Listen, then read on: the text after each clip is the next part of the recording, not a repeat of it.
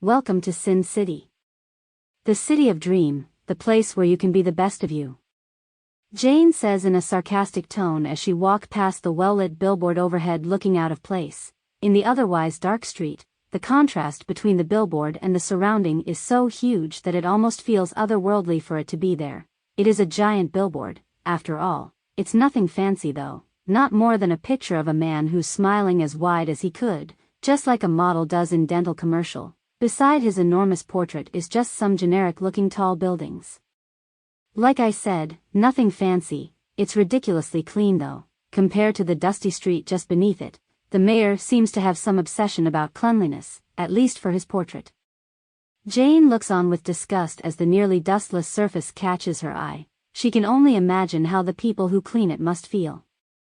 Yet, she must say that she is impressed that they managed to keep them clean, no matter how dirty the surrounding is, Jane thought as she stared at the billboard for a few good seconds before rolling her eye. Yeah, whatever you say, Chief.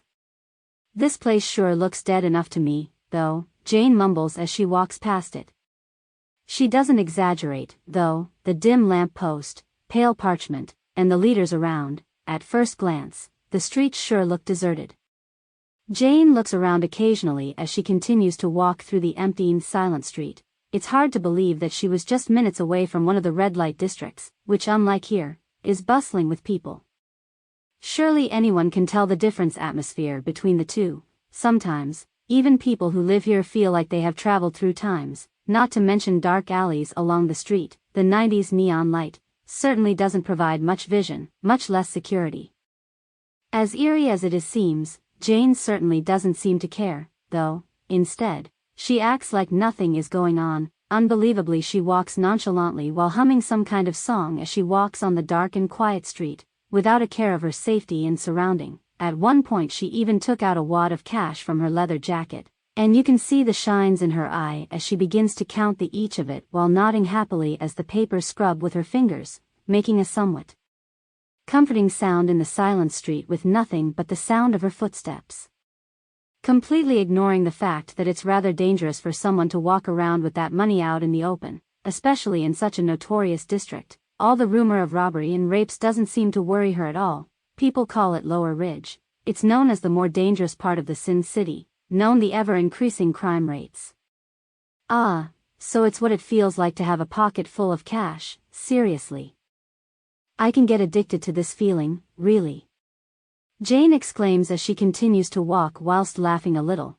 What a strange old man, though, paying me so much for an easy job like this. Talk about fee disparity. Jane chuckles as she speaks out loud, as she never expected that the old man from the evening would pay her this much for a couple of photos of his old lover.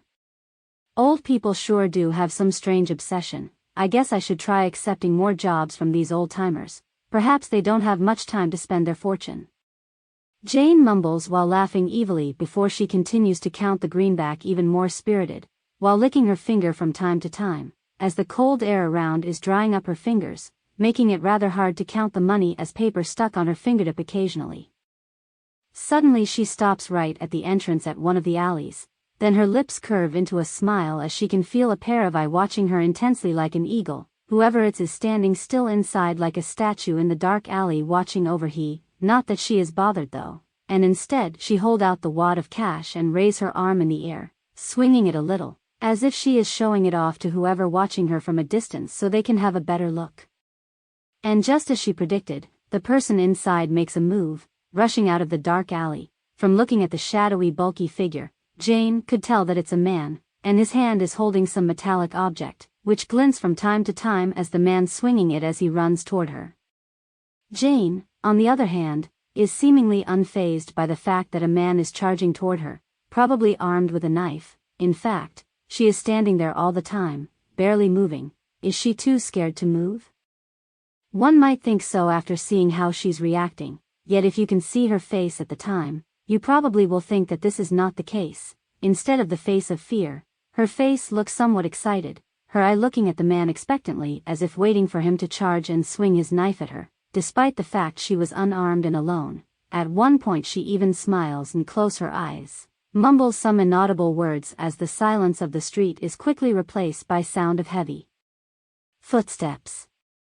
True enough, it was a big man with short hair, looking right to be in his late 30s, his hand holding some kind of knife, maybe 12 inches or something, yet something just looks weird about him. His neck and hand are rather soft looking, for a man who's been on the street. To be honest, he looks kind of out of place, if not for his burly and rather big frame. And there he is, just a few feet from Jane, yet he doesn't make any move. Instead, he lowers his head, his chest moving repeatedly in an up and down motion as he struggles to take in air, probably exhausted from all that running, though he quickly points the knife at Jane, telling her to stop, of course with his hands still shaking, causing Jane to snicker at the man's attempt to intimidate her, despite himself being at such a bad shape. "Stop right there, woman. And hand me that money unless you want me to cut your pretty face and send you home crying," the man shouts at Jane while trying to look as intimidating as he could despite the fact that he is still panting, albeit slower now. With that, Jane can no longer hold back her laughter and start laughing, completely ignoring the man whose face looking red now with shame. "Hey old man, do I look like I'm moving to you?" "Look. I'm not going anywhere, old man, so catch your breath before you open that stupid mouth of yours. Seriously man, can you even catch a girl with stamina like that?" Jane said with a serious face, after containing her laughter, and she approaches the man, which merely responded with an angry grunt, probably unsure of what to make of Jane's response. Ignoring his confused face, Jane continues to get closer to him, her hand still holding the wad of cash, which makes the man's eyes shine for each step she takes, as if he feels that he's closer to his goal. For each step Jane takes, a fact that Jane seems to be aware of, that she deliberately held it out as she continues to approach the man, and suddenly, she slips it back to her jacket when she was just a feet away from him, furthering anger the man. No offense man, but from looking at your dumb-looking face and awkward movement, I can tell that you're not exactly from the top of the food chain, isn't that right old man? I would have just turned back and pretend you never saw me if I were you," Jane said with a smirk as she stares at the man up close, sizing he up, causing the man to blurt out in anger. "Just who do you think you are, bitch?"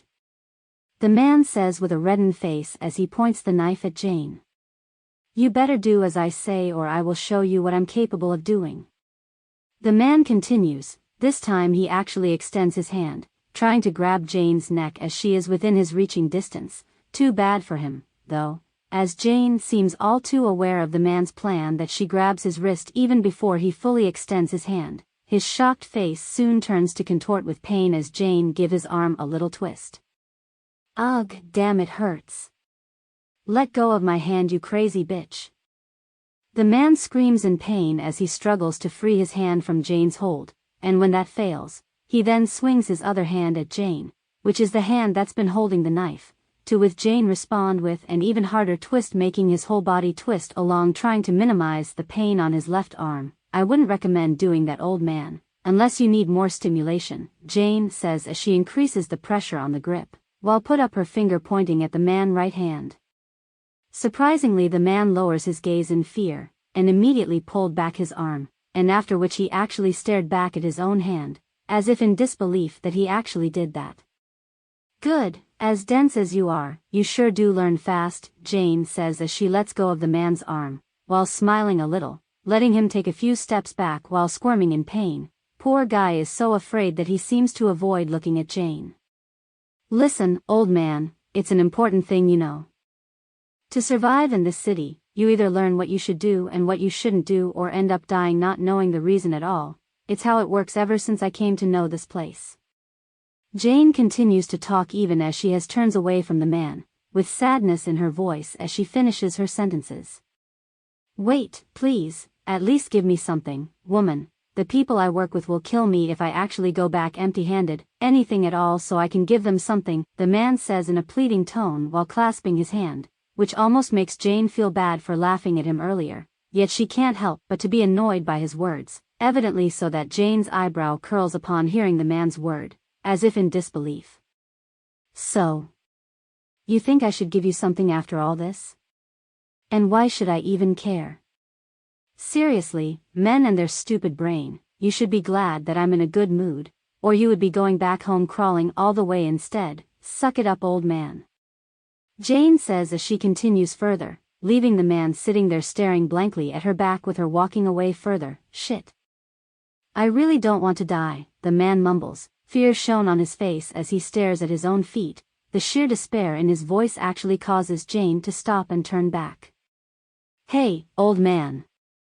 Tell them you got it from Jay, maybe you will get some punches and kicks, but I guarantee that you will live to see the sun tomorrow. Jane says while throwing some coins for the man, not much though, but it's the name that she gives him that matters, as she is quite sure even the street gang has heard her name before. Oh, before I go, I do have another tips for you. Take off your wedding ring the next time when you're trying to rob someone. It just makes you look even more ridiculous or even weak. Jane says as she turns around for a moment and leaving the dumbfounded man staring at the ring on his hand, and then the coins Jane throws at him with tears in his eyes and maybe a hint of shame. Shit, this city sure never failed to disappoint me, Jane says after a few blocks away from the man, almost whispering as if worried people might have heard her.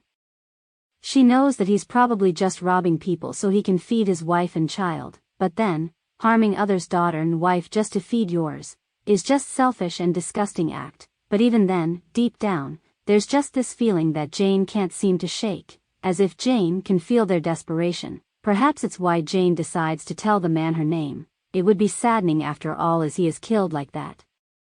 Gang leaders can be unforgiving. You wanted to hunt in their turf, then you have to be able to pay them back. Or else, such is the rules of this city, even being a Triad member doesn't keep you safe. Ironic fact, considering they joined Triad to protect themselves, Jane thoughts as she continues to walk.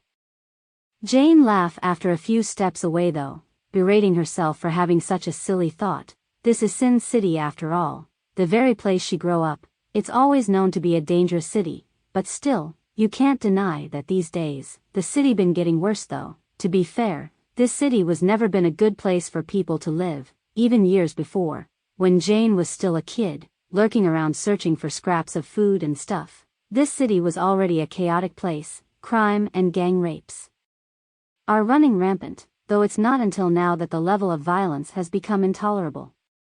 Back then robbery and murder are done in a deceit way. You heard and saw people disappear but you can't really find the bodies of the victim. But now the garbage disposal workers would be surprised if they don't find a body snuck into those garbages deposits these days. And also, years ago the streets were filled with children, mostly homeless children. They are running around, picking fight with each other, stealing things and money from vendors and causing troubles around the city. Yet, despite all that, most of them are able to make it to adulthood even in those rough conditions. Nowadays though, children are rarely seen in the city. Perhaps you would think that the rapes problems have been decreasing? No, in fact, it only been getting worse since then. It's not uncommon to hear the cry of women in the dark alleys. There are even reports of women getting raped in broad daylight. Sometimes, it's just matter of time before something like that to happen for women who've been living here. But why are there no more homeless children, like it was years ago, you ask? Simple, it's the life of the street that has become too tough for them to survive. Of course you got a few lucky ones, who are able to grow up, some to become decent people, while some turn to the life of crime, repeating the cruel cycle of the city. But really, most of the children don't really make it to adulthood, ending up dead even before their pages of life unfold. Some of them starve to death. Some were fighting to death over food and shelter, while most of them just disappear, as if there's a force that pulling them into the void, leaving no traces behind. Not that anyone would have bothered to find them though, even if there's a clue to their disappearance.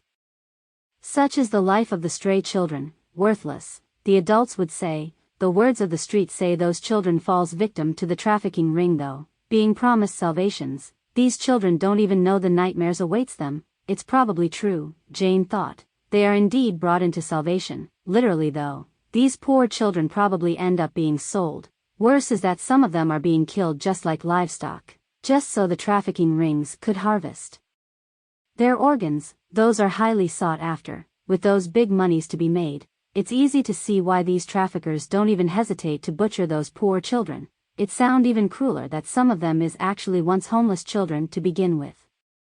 Just the thought of these children suffering and have their life ended even before it unfolds alone is angering Jane, in which she punched the nearest light pole to her, leaving a big dent coupled with a loud ringing sound vibrating the empty street. This kind of sucks, Jane though. Thinking back, it was one of the reasons Jane decided to come back to this place after all. She wanted to find out why and where these children were taken away. But all this while she felt that she's is just going around in circle. The people living here doesn't even care, even the police are strangely silent.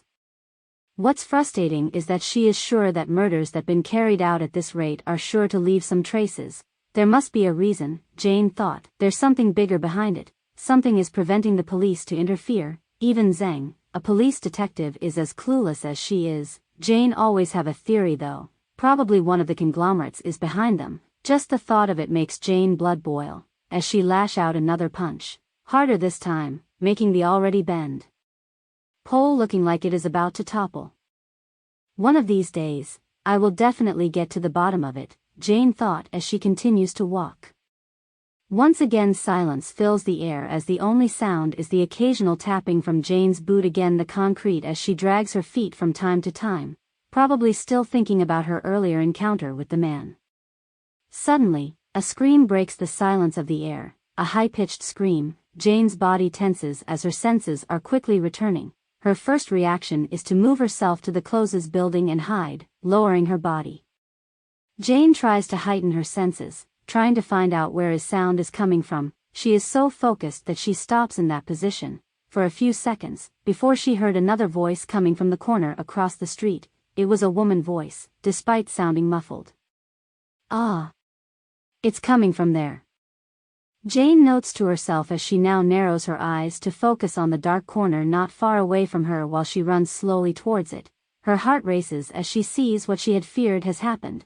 It is a rape scene, just as she thought, one of the many bad things that could happen to a woman this late in the city.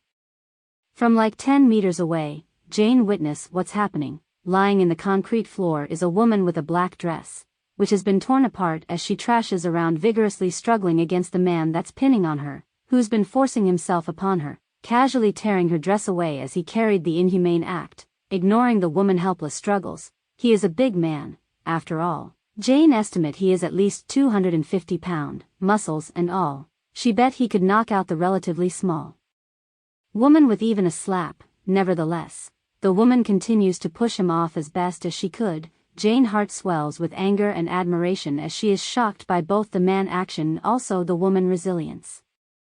Hey, Jane calls out to the big guy as she is now only a few meters away from them. She actually manages to make the big man stop momentarily, perhaps a little bit shocked too. And she takes a deep breath as she is to see the woman's condition up close. She can only guess the fear and the pain she feels as she is surrounded by not only the big guy but also 3 other sinister-looking men standing right behind the 2 of them. Those 3 didn't notice Jane though, as they are too busy ogling the woman while cheering on their big buddy who continuously ravishing the woman even more spirited, ignoring Jane's presence. All of them are armed with at least a knife, and the big one even carries a gun. Jane notes to herself as she observes each of the men. No matter how she looks at it, their weapons and equipment are still too much for men who are merely looking to prey on a single woman. Even considering the city reputation, these are still not your average rapist. Jane concludes as she turns her attention back to the woman. Jane was so focused on the others that she didn't even realize that the woman is looking at her all the while, and it was the moment there I met, for the first time. Her heart races. Jane is immediately hit with mixture of emotions as she looked into the woman's teary eyes. In her eyes, she saw fear, pain, sadness and perhaps even rage, with a tint of envious, not only for these men before him, but probably also for Jane, as if she feels angry that Jane was merely looking down at her without doing anything to help. Jane is sure that in this moment, the woman must be hoping that Jane is in her place instead. Jane couldn't blame her though, they are both young women after all, with the woman probably slightly older than she is. Technically this could happen to either of them. It was merely chance that the woman got here before Jane. No doubt the woman is thinking the same thing, so much that she couldn't even focus on her situation, so much that she actually turns back from time to time looking at Jane, even while she continues to struggle to push off the man all the while. Jane is standing still though, yet her mind races just as fast as her heart. She grits her teeth as she wonders if she should interfere at all. the old Jane would have confronted these men in a heartbeat, but now after years of misfortunes and bitter experience, Jane learns that the often things in this city are usually not as simple as they are seen. When you're looking at things hard enough, you can always find that they are more behind how things happen. Deceptions sadly aren't something lacking in this cruel city. Unfortunately, Jane learns the hard way in the past, and there's no way she would fall into the same bullshit over again after all this time. Sure, it looks like a typical crime, where women are being raped by man, but it can also be someone trying to play tricks on her, Jane said to herself as she while pondering about it deep in her mind. Suddenly the man shouts at Jane, waking her up from her deep thought. Hey bitch! What are you dangling there for? You better get out here while I'm still busy handling this stubborn bitch, or you would have prayed that you are never here. The big guys shout at Jane in an intimidating voice while motioning Jane to get out of there, while Jane looks on, unamused by his words, leaving the man looking even more confused before looking back his buddies behind him. Jane's lack of response surely ticked the man off though, evidently by his flustered face. It didn't last though, as his face quickly turned into a somewhat creepy smile. He then turned back and shouted to the men behind them. Hey boys! Look at this crazy bitch we got here, literally telling us to rape her as well. What do you say, boys? The big guy continues, but this time to his buddy behind him. With them expressing agreement almost in the same time as they all burst into laughter, Jane felt her blood boil with rage as she looks at these men's face, wanting to wipe those creepy smiles of their face in that instant. Amazingly, even all this taunting and laughter, Jane is still standing down her hand. Something is amiss, and really not what typical rapists usually do, Jane thought. Why would they taunt her instead of just come and grab her? Perhaps they are waiting for her to act. Jane can only imagine whatever scheme they are trying to pull, knowing full well what her enemies are capable of. Their grudge run deep after all.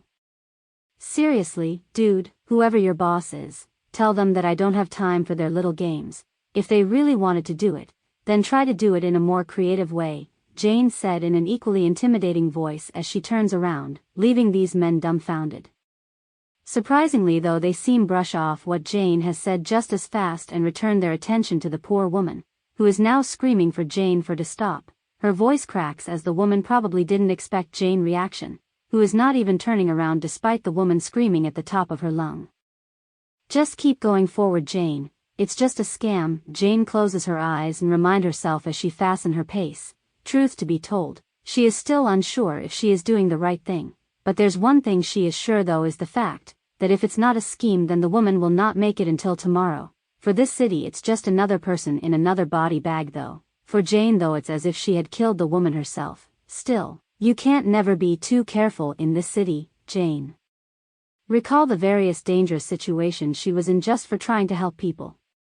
Jez, forget about it, Jane. Hot bath and Coke is waiting for us in the home, she repeated several times in her mind as to convince herself. Suddenly Jane felt a light tugging on her leg, which almost made her trip. The hell, who leaves a stone here? Jane exclaims as she is drawn back into reality, feeling disoriented for a moment as she realized that she is now a few blocks away from the woman.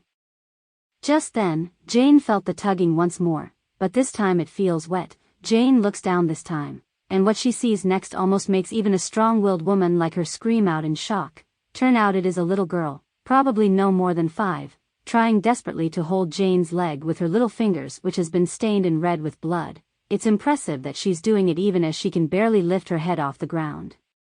Hey, what happened to you, little girl? Jane asks in a concerned voice as she bends down and tries to lift the little girl head off the ground, only to be surprised by the little girl blood staining her hand and sleeve. Jane looks closer, taking a deep breath as to contain her shock.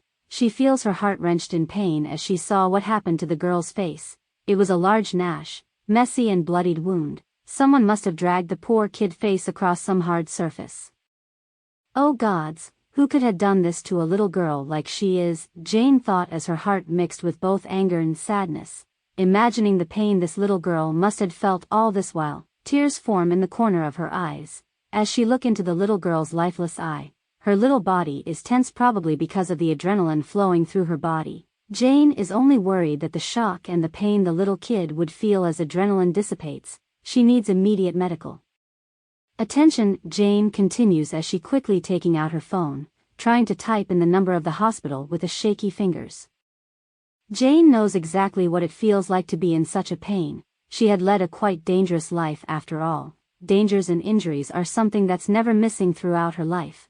But there is just this wound she can't never forget. It was when she is still but a child, perhaps a little bit older than the kid before her, even though she had to endure a lot of pain and suffering as a child. There's one incident that's really stood out from what she had experienced. It was a time that she felt that life was ending for her, genuinely fear for her own life. She remembered the day like it had happened yesterday. The pain when someone felt when their bone is being crushed is just something that one can never forget.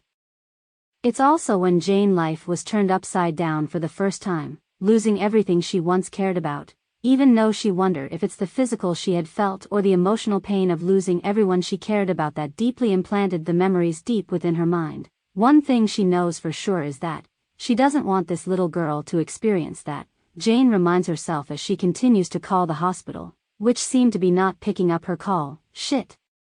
Even hospital in this city is rotten, Jane curses, gritting her teeth as to herself from throwing away her own phone. Suddenly the little girl tightened the grip on Jane's, as if trying to get her attention. Jane bent down and moved her head closer to the little girl's face. Please save my mother," the little girl pleads with a soft whisper while pointing to the direction to where Jane had earlier come from before she loosened her grip on Jane. The little girl probably had used up all her remaining strength trying to deliver the message, leaving Cain in anguish as she realized that her mother the little girl refers to must be the woman that she left behind. "God damn it, Jane, look at what you've done." Jane berating herself as she punched the concrete wall in front of her, venting her frustration. Not that things have come to this. She know that she have to make some hard decisions. The first is going back for the woman. Taking this choice mean that she will have to leave this child unattended with wound this bad. No doubt she might actually lose her life. Will her mother be grateful for Jane abandoning her daughter to save her? Is that what the woman really wanted, saving herself over her child?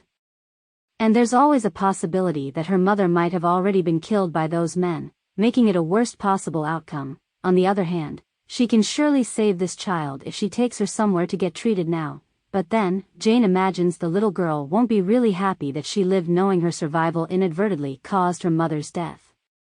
Damn. Is there even a right way get this shit done? Jane thought hard and long, trying to think this through several perspectives. She wondered what the child really wanted to as she looks into the direction where she came from. With what she sees deeply shocked her. There she saw a faint red line in a zigzag shape.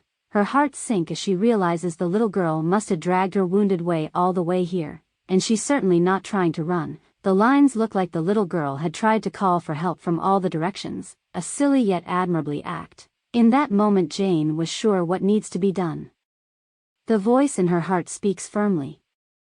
"No time for doubt, Jane. Hang in there, child. I will bring back your mother with you shortly," Jane whisper as she carefully carries the child to lean against the wall, and gives her a light pat before taking off her jacket and use it to cover the child's bruised body, praying that the cold weather tonight can actually help slow down her bleeding. With that, Jane took off running as fast as she can. She knows that time isn't something she can spare much right now. In her mind though are the images of the woman and her child staring at her with resentment, tears of blood in their eyes. She imagines how much they're going to hate her if she failed them both. If only she act earlier, Jane thought. Yet she know that what done is done. Now she can only try to fix it. Jane continues to run, ignoring her lungs which have been screaming for her. She was too busy praying for God to give them a little bit more time. Even a few minutes of vigor for them would be enough.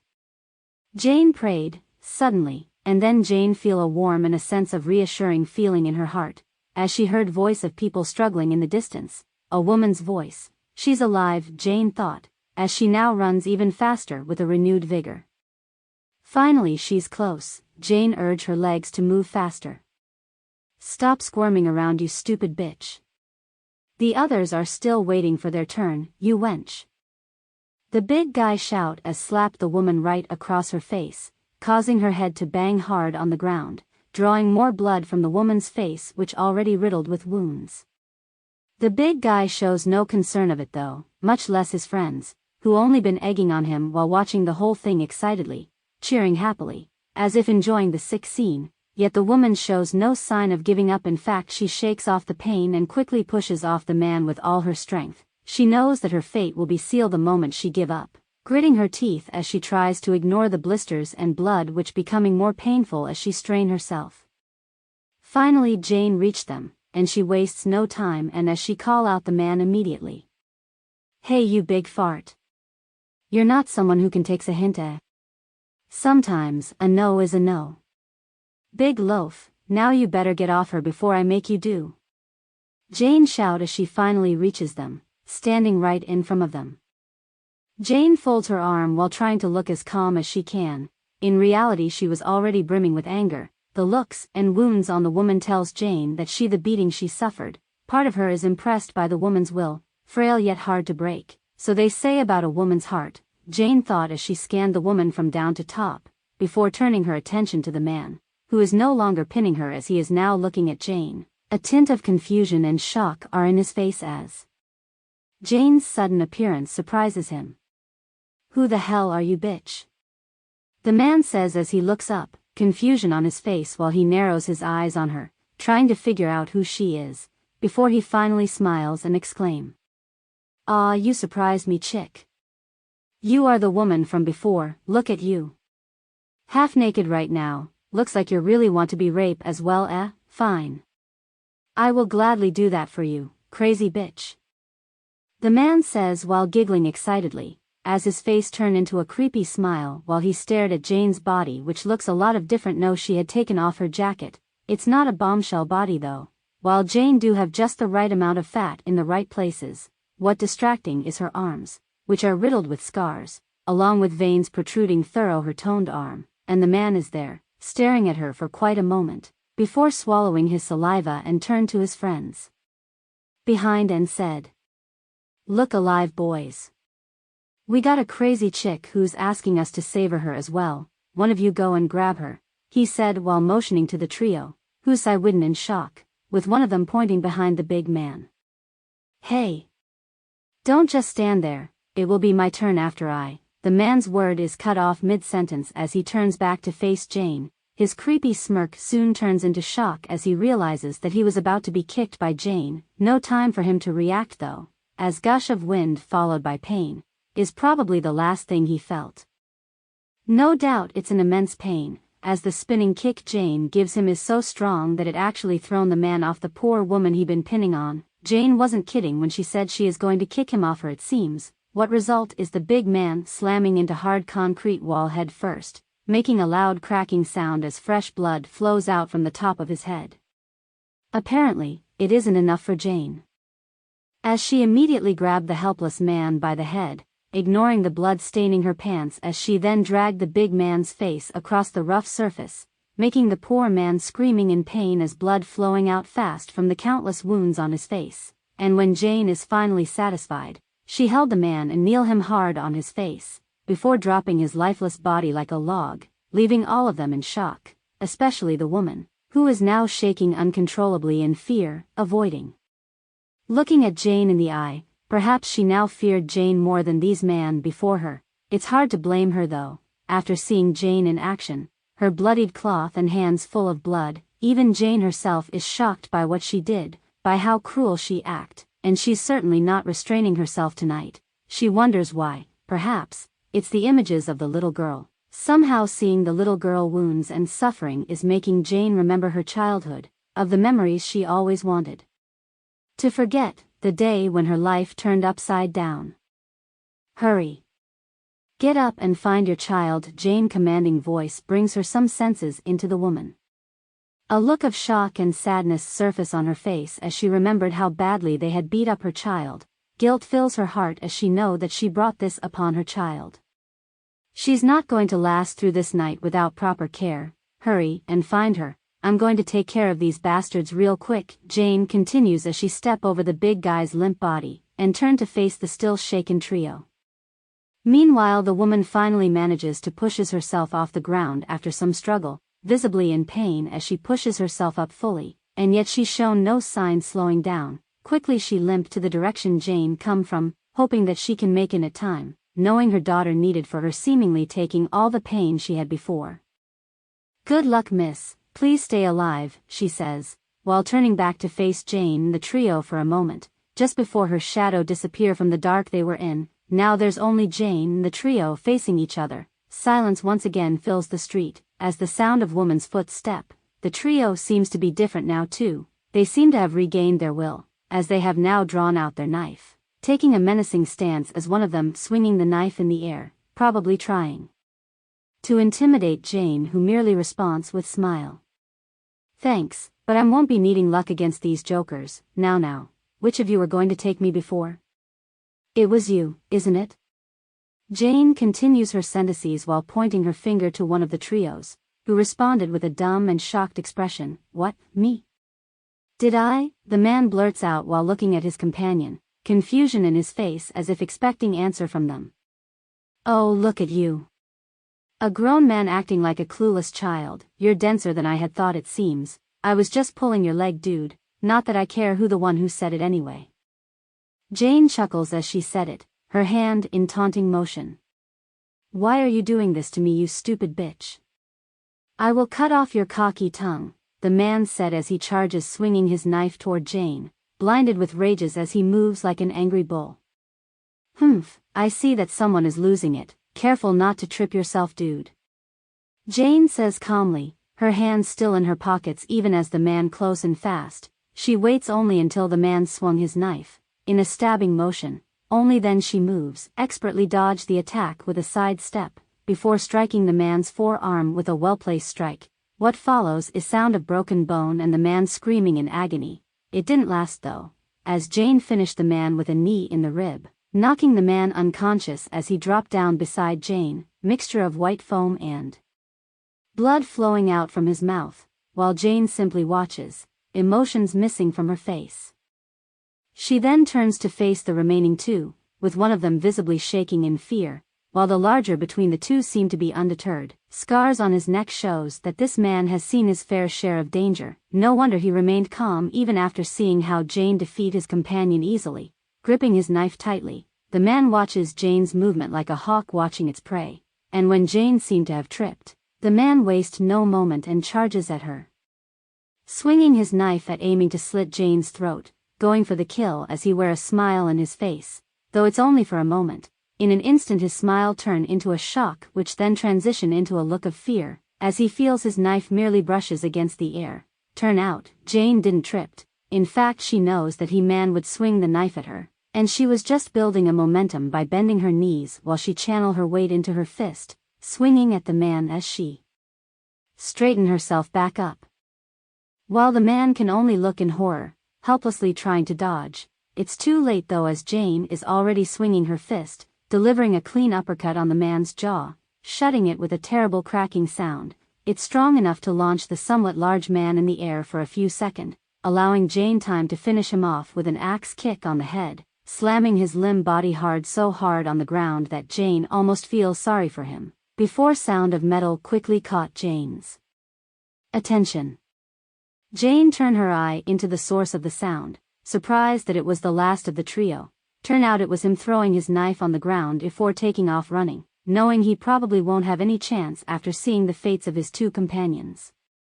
Jane shakes her head and smiles. "Well, that's unexpected," smiling a little as she watches the man running for his life. Under normal circumstances, Jane will just turn back and let the man go. She doesn't really enjoy hurting others, after all, bad people or not, but not today, she thought. Letting this man go and calling for backup probably is the last thing Jane wants, so she broke into a run too, chasing down the man in the narrow alley, dodging objects the man throws at her which annoy her rather than slowing her down. She is just way faster than the man that the distance was closed in no time, yet Jane didn't stop the man when she could. Instead, she slowed down herself to a jog. Jane mumbles as she wonders how she should take down the man. A classic leg trip? Or should I knock him over like the rugby player I watched that day? Wait. I think I got a better idea. Jane suddenly smiles. Her eye brimming with excitement, it seems that she thought of a more dazzling way as she increases her speed once again. This time with a huge burst, and within seconds, she was right behind the man, smiling before she jumps, vaulting over the man, before kneeing him in the side of his head midair, knocking his head on the hard concrete wall, dragging his face against the wall for a few before Jane turned over and slammed her elbow on the already stunned man, leaving the poor man bleeding profusely as his body dropped down like a rag doll, motionless even after they both hit the ground. For a second, Jane thought she actually went overboard and end up killed the man. It was until the man started to groan in pain that Jane realizes that he is still alive. Gosh, though I'm done for, now let's call an ambulance for these boys before they actually end up dead for real. Jane exclaims as she picks up the man's phone and fiddle with it for a few seconds, smiling after the emergency call dispatcher picks up the call, knowing that they will survive. All right. Now it's time to head back and enjoy a hot bath, Jane continues as she turns around and prepares to leave. Maybe I can even meet the woman and her child on my way home. Jane smiles at the thought itself. It seems that she is still worried about them, worried that they might not survive. Night is cold and dangerous after all. Still she urged herself to move, not wanting to linger any longer too. Suddenly a glint catches her attention as she walks past the big guy, who is still lying unconsciously but no longer bleeding from his head. Jane bend down and pick up the metallic object. Turn out it's a card, a rather fancy one for a group of thugs even. Jane inspect with a closer look after wiping the stained card, her eyes wide, and her mouth curl into a smile and whistles. Nicely done, Jane, you have made this whole town your enemy, Jane said whilst laughing. She never thought that these men before her are from Stardust, a club known for its drug-dealing and dangerous members. Well, whatever, I guess. It is not the first time, and certainly won't be the last time, Jane say while slapping the card softly on the man's cheek before throwing the card away. Taking a deep breath, deep down she knows of course, this is going to make her life even harder in this city. Jane gathers her thought as she get up and prepares to leave. Jane hasten her pace as to clear her thought. To her surprise, no longer than 5 minutes of walk, she saw two approaching figures, a woman and a children.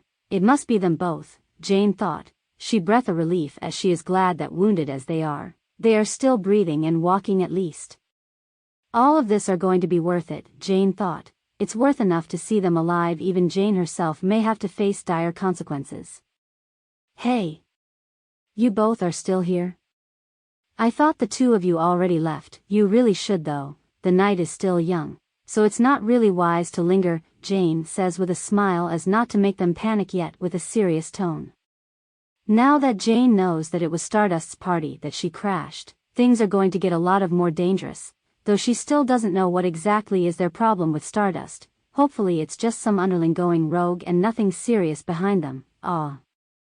Miss, thanks God that you are okay, we were so worried about you. The woman says with tears in the corner of her eye, her hands shaking with gratitude as she stares at Jane's feet, reluctant to look at her eyes. I don't know how to thank you enough for saving us, really, we would have died if not for you. Perhaps you are from Guardian? The group that protects the weak and offer people salvation that they speak of? The one who saves the weak and gives them salvation.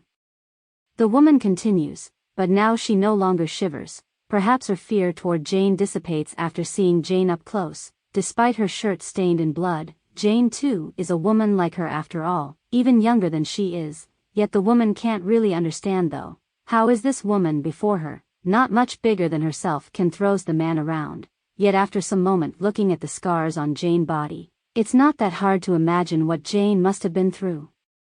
The woman thought as she stares at Jane's arms with his riddles with scars, both old and new looking. What? Guardian? I'm not, unfortunately, and well, I don't think that kind of group actually exists. It's like that it's just a rumor started by someone in hope of luring people, or just some kind of fantasy by some loser in this city. Jane says with a curled eyebrow. Perhaps she didn't expect to hear it from the woman, who's looking all confused too though, which leaves Jane to continues. And don't get me wrong, I just beat them up because of what they have called me. I can never stand people throwing shit at me, you know, anger and all that. Jane said as she turned away, her face reddens with embarrassment. Clearly, she doesn't used to be thanked like that by people. Still she can't help but to link of the woman's words with the rumor she'd been hearing. It's probably true, she thought. Someone is spreading rumor about promised help and salvation in order to lure people in. No doubt there are a lot of people falling prey to it. Seeing there's so many helpless people in this city, the woman before her are probably just one of the many that have seeked them out. Jane wouldn't be surprised that there are much more people looking for this guardian stuff as with both this mother and daughter before her. And they are lucky that they didn't make it, Jane thought. Even if they didn't have a run-in with the Stardust junkie, they probably will die at hands of these people. Jane sighed, yet part of her is glad though to have met them. At least now she knows that the rumor behind the disappearance is true. Now, I know where to poke the big ol' snake, Jane thought while grinning. She was getting so excited that she didn't realize that the mother seemed to have been hurt by her words earlier. I see, so it's just a dream of a loser like I am. I'm sure is foolish. The woman's voice trails off as she looks at her daughter who is still resting in her arm, with sadness filled her eyes. Ah, sorry about that, I wasn't talking about you, you know. What I mean is those people who never try to do anything for themselves, instead relying on others to spoon-feed them. Jane says in a nervous tone, trying to hide her embarrassment, knowing that what she just said is rude and mean. Anyway, I don't think that's any important right now. What's more important right now is your daughter. She is badly hurt. You might need to take her to see a doctor, or at least somewhere where she can rest safely. Jane continues with a softer and more concerned voice, worried that her words earlier might have hurt the mother more than she thought, who probably felt guilty and sad that she brought it upon her daughter and her. Yet the woman stays silent, leading Jane to believe she said something wrong again. Suddenly the woman drops down on her knees, tears flowing out her eyes. I don't know, Miss Jane. We don't have anywhere else to go. We don't have anyone else to turn to.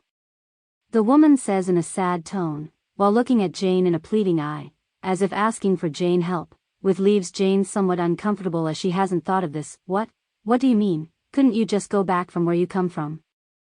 How about the child's father though? Surely there is someone out there. Wait. Don't tell me that you were both working at Stardust? Those words blurt out from Jane's mouth, which sounds rather cold. Not that she meant for it to sound that way though, just that her instinct is telling her that there's more behind this. Nevertheless, she continues. And you really are from there? Then I think you shouldn't be running from them, miss. I know these guys don't take kindly to people who breached their contract.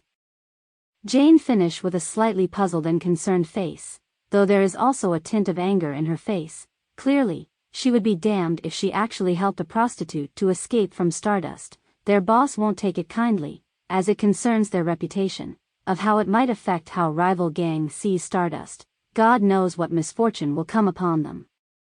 No, Miss Jane, please believe me. I don't work for Stardust, the woman says while shaking her head adamantly.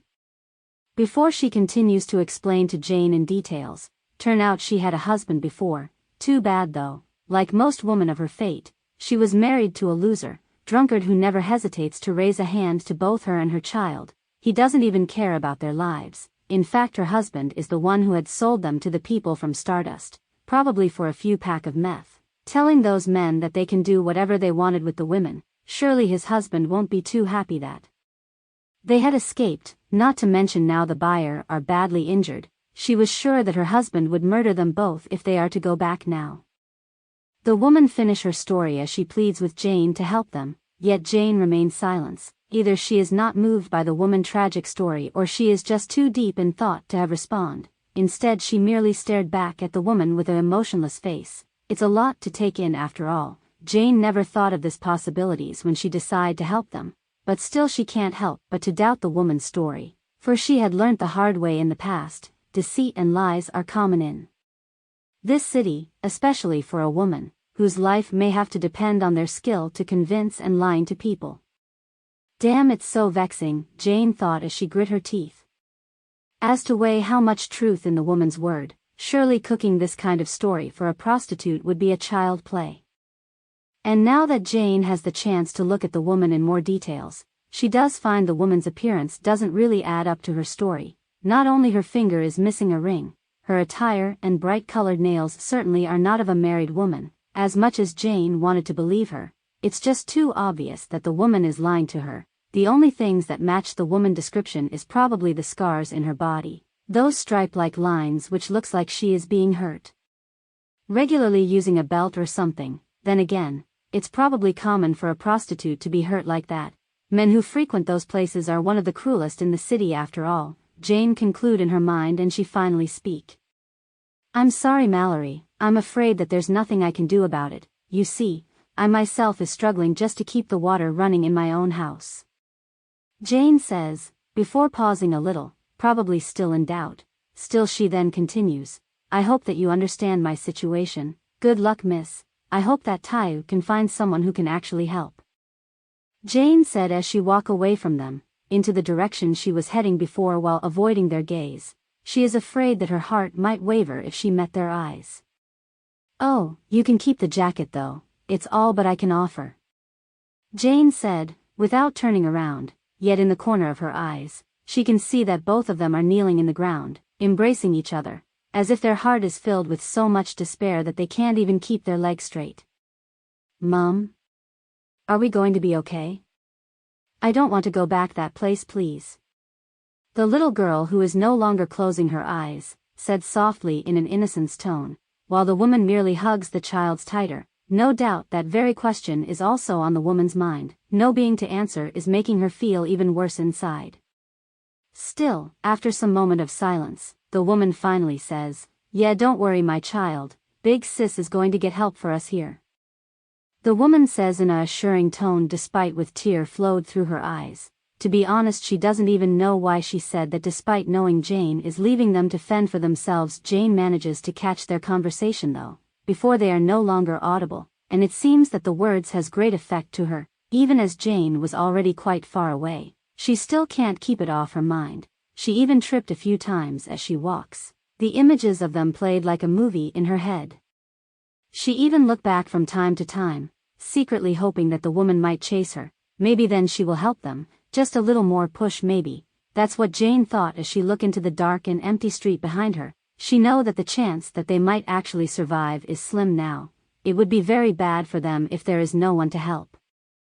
Jane know what it feels like to be living on the street. It was already bad when Jane was young, and it's even worse now. Sometimes you have to risk your life, for even a single loaf of bread, and by some cruel fate just to have the loaf of bread taken away by someone stronger and fiercer than you are.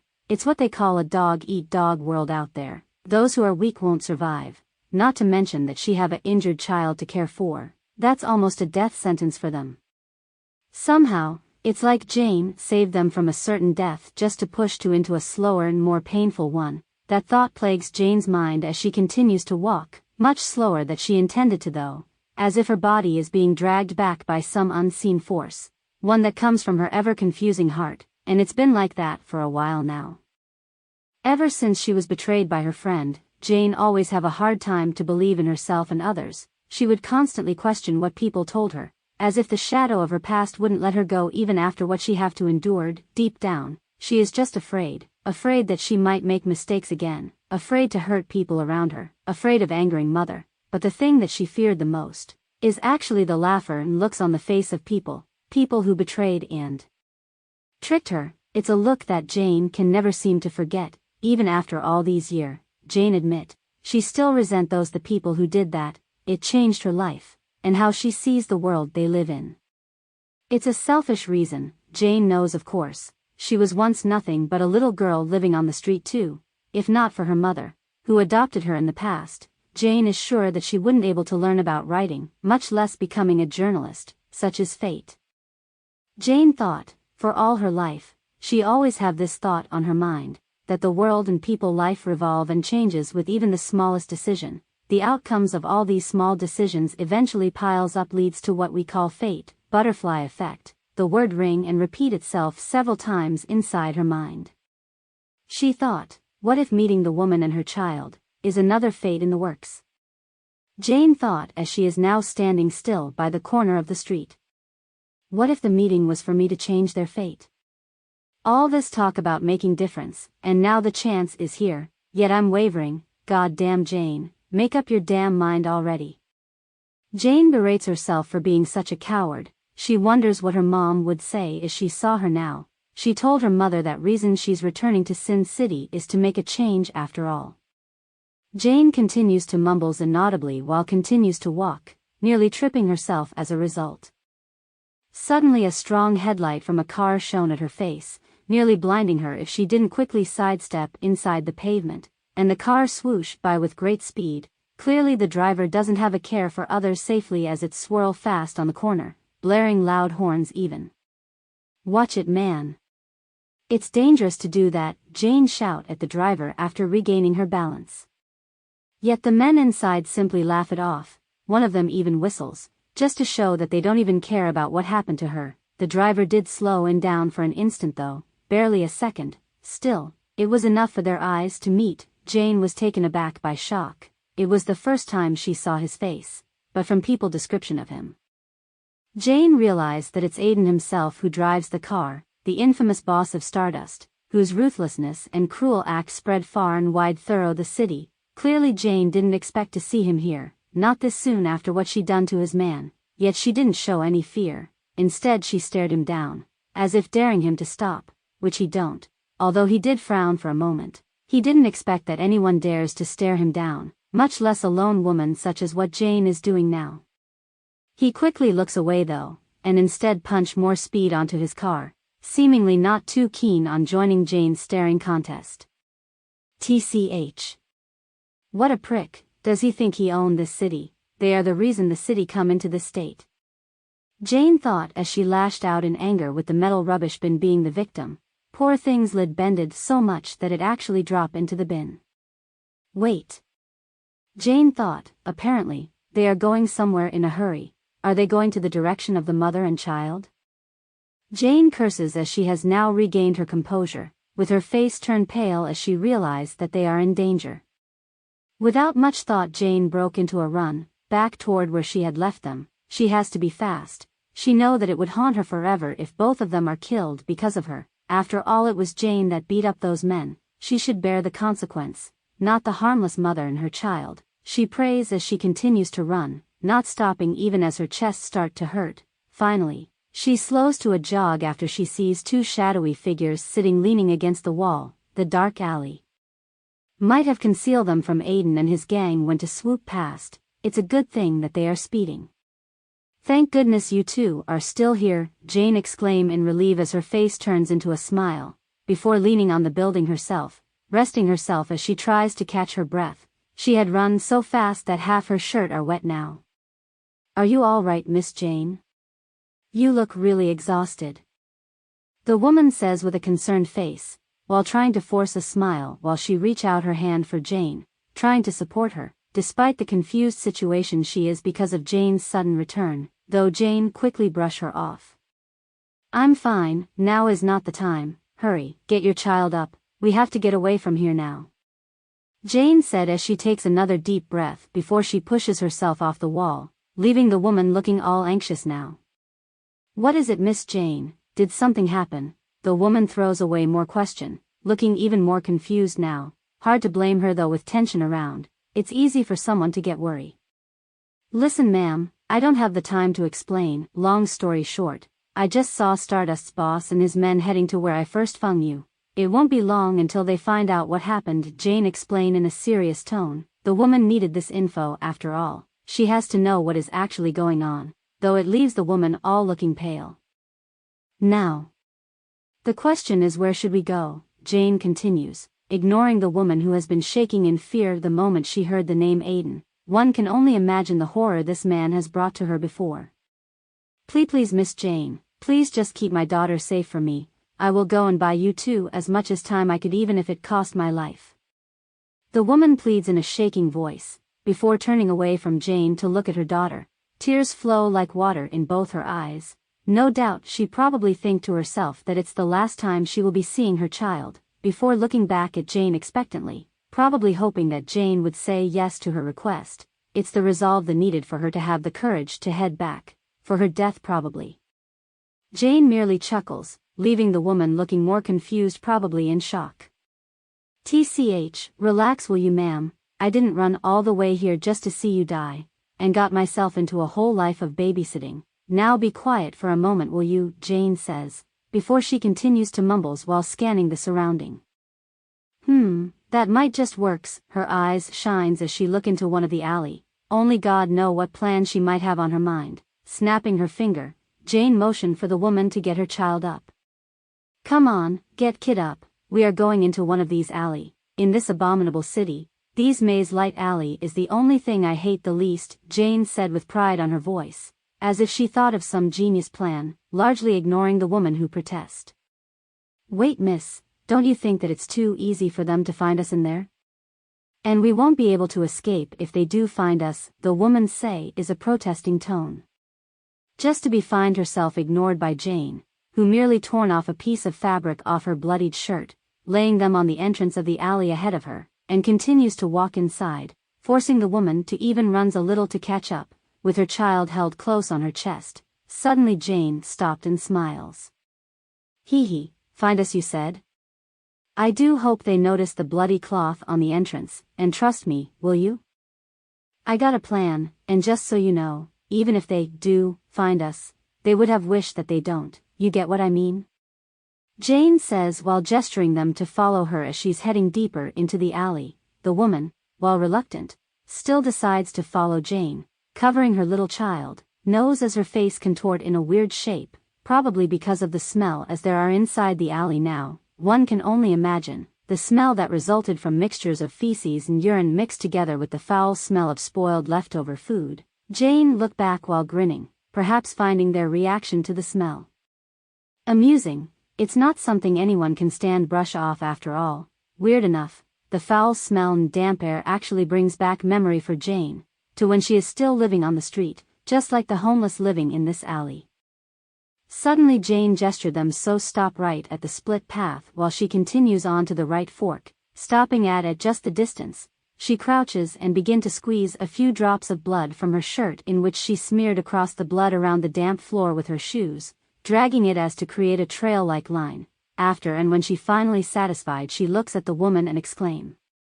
And we're done, now we just pray that they saw this trail, Jane exclaimed while smiling proudly, wiping the remaining blood off her hand with the clean part of her shirt as she come back from the alley to meet the woman. Now let us take this path instead, Jane says as she gestured them to follow her once again. The woman looks at Jane with a puzzled face, but she still chooses to follow Jane as while carrying her child carefully as not to hurt her. Oh, careful not to smear this part of entrance or they might search this part too, Jane remind the woman as they both continues to walk deeper inside the alley. After taking a turn to the left fork earlier, Jane takes a breath of relief and flexes her hand, probably getting stiff from all the action. Smiling, Jane gestures them to sit on the pile of the cardboard which looks like a makeshift bed, probably belongs to the homeless. Come, take a seat, you can relax for now, all we have to do is wait. Come, rest here with your child, Jane says as she sit down on it while gesturing them to follow as she do. Miss Jane, I'm grateful for your help, and I really don't want to doubt you, but do you really think that this plan might work? I can't help but to fear that this plan might only lead them to find us faster than it should be, with you smearing the entrance and all.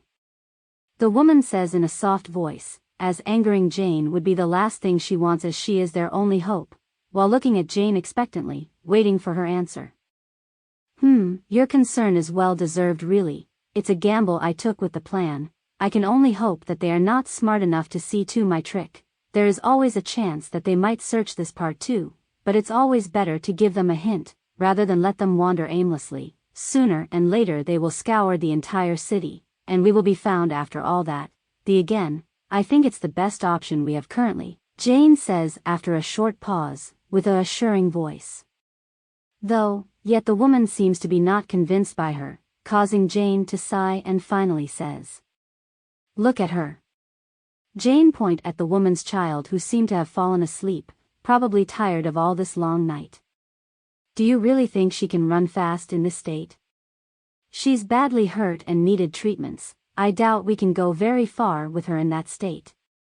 Jane continues while returning her gaze to the woman. She knows that the woman must be worried sick, as she'd been clenching her other hand the moment they entered this alley. Jane reach out and place her hand on the woman's shoulder, trying ease her fear, as she continues to speak.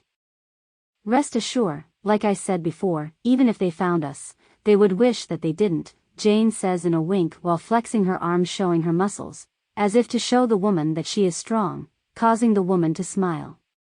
Yet she didn't say anything, instead she pulled her child closer, probably to keep both of them warm. She can only hope that Jane meant what she said, and they will be survive. To be honest, she never thought that they will make it this far when they first choose to escape. Silly her really, thinking a frail woman like her can slip away from her handler, nonetheless carrying a child at the same time. But she couldn't continue to live like that no more. She was so sick of her life, tired of living as slaves to men. She doesn't want to end up like her late mother. Even as her mother was sick and dying, she's still forced to serve those filthy men, only to let this burden pass to her child. For she remember those days as clear as tomorrow. She doesn't even have time to grieve for her mother's death, as she soon have to serve as her mother's replacement, used by men as they please, men capable of doing terrible things to a child, like she was. Thinking back, it was the darkest point of her life, even though she couldn't understand her mother, why her mother chose that kind of live. Surely there are better ways to make a living. Given choice, she herself would had choose a different way of living. She would rather work through tears and blood, rather than to live a lowly she and her mother both shared, one that she wished the child beside her would never then to live through. At least they are free now, the woman thought to herself as if to comfort herself. She clenched her teeth as she saw the child pained face. Surely even now the little child is fighting through pain and not to cry. This freedom comes with pain and blood. She wondered if it's worth it. Thinking back, it's funny though, even at this point, her source of fear still comes from a man, as it always been that way, fearing of being punched and kicked by man, fearing of not pleasing the man she served, fearing. Her life flashes as she imagines the rage of men. Yet she knows that there is a difference this time, a big one, she thought, at least this time. The fear couldn't make her cower in fear, at least she is fighting this time. Whatever vain her strength is, she is certainly fighting with whatever she has, plus there is actually hope now, the woman exclaimed in her man as she looked at Jane's back. A back belonged to a woman like she is, yet she couldn't understand that there is just some sort of invisible aura around the Jane, one that she never feels from a woman before. Whatever it is, she believes that it is exactly the one she aspires to be. A strong and independent woman, one who doesn't cower in fear between a man's leg. She wondered what could have made her so strong though, even though she didn't see how she defeat Balak and his men. But she did manage to see the genuine fear in his eye when he is grabbed chokehold by Jane. It's funny that Balak has always been the one to do that to women, grabbing them by the hair and neck whenever they don't listen to his demand. Seeing him experience that himself is both scary and fascinating. She is lucky to have someone capable of doing that to a man on her side. She is in good hands, she knows, even as the situation now don't really look good. She believes this woman before her meant every word she says. They will survive this. Not that she actually have any right to doubt her though, knowing full well that both of them are supposed to die if not for her saving them. Even the very rumor which is the reason she took this risk in the first place are supposed to get both of them killed though. Had they actually made it? Suddenly Jane turns around and said, "Go, take your child and hide behind there. I think they are already here. Stay quiet and be ready to run when I asked you to," Jane says in a soft whisper while gesturing the woman to hide behind a pile of old clothes not far away from them, while she herself moved closer to the corner, pressing her body against the wall as to not reveal herself. Up nearing the edge, Jane crouches and closes her eyes, trying to catch any sound or voice that might confirm that there are people outside. Jesus, man. Did you saw what happened to Balak and the others? Damn, that was tragic. They are so badly beaten that I couldn't believe what I saw. Seriously, it's hard to imagine that a single woman and her child can do this to them. Turn out she isn't that much of a pushover we imagine she is, right, buddy? The shorter man of the two says while also giving his taller companion a nudge on his shoulder, who looked back at him looking slightly annoyed. Seriously Josh, use your brain for once won't you? She couldn't have done that alone. Like hell she can, even if you gave her a knife. She and her little child couldn't even make a scratch on Bollock, much less injured all of them so bad, and it doesn't look like a work from a single man too. They must have had some help from someone. The taller man replies with flustered look, looking mad even still he looks like he is in deep thought himself. Perhaps he's wondering his own answer. Josh looks at him slightly confused though, looking not really convinced by his companion answer. Really, Joe? Who do you think it might be? Josh throws the question casually, leaving Joe shocked as he seems to not expect that question from him. Nevertheless, Joe still chooses to answer him. Come closer, Joe, gestured Josh to come closer in a soft whisper while motioning him to be quiet. You know. I think it might be Gregor behind this, Joe said in a soft whisper while making no one else is listening. What? Josh, seemingly shocked by Joe's theory that he blurts out words in shock before covering his own mouth. Shush, keep it down, man, are you trying to get both of us killed? Joe said as he nervously dragged his companion away. My bad, man, just that it's too much of a news. Why do you think so though? I know he always have a soft spot for woman, but pulling a coup like that seemed too much, Josh said in concerned voice, as if weighing his own words, only to anger Joe, as his face reddened with anger. TSK, you don't know jack shit about him, man. If only you saw what he did last time when he is with the WOM dash. Hey. What are you two dwindling about there? Get you ass moving. Suddenly a voice erupt not far behind them, interrupt their little chat, leaving both of them startled as Josh trying to squirm his way out. Are you both here to find the woman and her child, or are you here yapping all day? Come the voice from bald man, who walks with much sense of authority. Behind him is a blonde and a tall and muscular man. Suddenly the air tense with their arrival, not because of the blonde though. He looks like a singer more than some bouncer actually, with his long pants and such. The big guy are something else though. While the bald guy does have an intimidating looks and aura, the muscular is likely the boss here, his protruding muscled arm and chest looking to tear his shirt anytime, coupled with a huge scar running down his cheek. He looks like a mafia boss straight out of a movie. It is easy to see why the air seems as tense the moment he is in the picture. Ah, that's the man of the hour, Aiden, was it? Didn't expect to see him so soon. Well, he does look scary all right. Guess the rumor aren't exactly exaggerating. Jane mumbles with herself while making a mental note of each of the man, before sliding back into the hiding again. The duos look weak and lazy, Jane thought, and the blonde looks like a joker here. Seem like only the boss himself, and the baldy looks like the threat here. Decisions. Do I take down them here and now? Or picking off the weak is the way? Jane thought as she continued spy on her pursuers, now with only her ears though as not to risk herself being exposed. She thought of changing the plan since there are only 4 of them. Jane is sure that she can take them just fine. Sorry big bro Gregor, yo, you know, we are just having a hard time deciding which part to take since there's 2 of them here. Josh said nervously while pointing the split path ahead, but it fails to convince the bald man as he approaches them wearing a menacing look. You dimwits. Why don't you split up then? Gregor says in a grunted voice, showing his displeasure as he inches closer to them before the blonde interrupt him. Good work you two. And I don't think it's wise to split up too, no offense big bro Gregor, but I'm sure you saw what happened to Bollock and the others, right? Certainly, you and I don't want to be alone when facing them, not that I think that you will end up like Bollock is though. The blonde finishes his word with a wink, hoping to make light of it, but it seems to have failed to appease Gregor. In fact, it only redirects his anger from the 2 to the blonde that Gregor is now literally reaching for the guy's neck. Enough. Aiden stopped him just as he is about to reach him, before walking past the 2 and continues. Stop it, Greg. What Jim says makes sense, to be honest. I didn't expect that they would seize this chance to attack us. The woman and her child alone wouldn't be able to cause any harm to our man, you know that. I want you all to stay alert from now. Aiden's voice boomed with authority so much that the others are looking at him in daze, except of Gregory. Concern are shown in his face. They? You mean there are other gangs member helping them in secret? Not that it's impossible, but why though? It's just a wench and a little kid. Surely, they wouldn't help her just to get her working for them, right boss?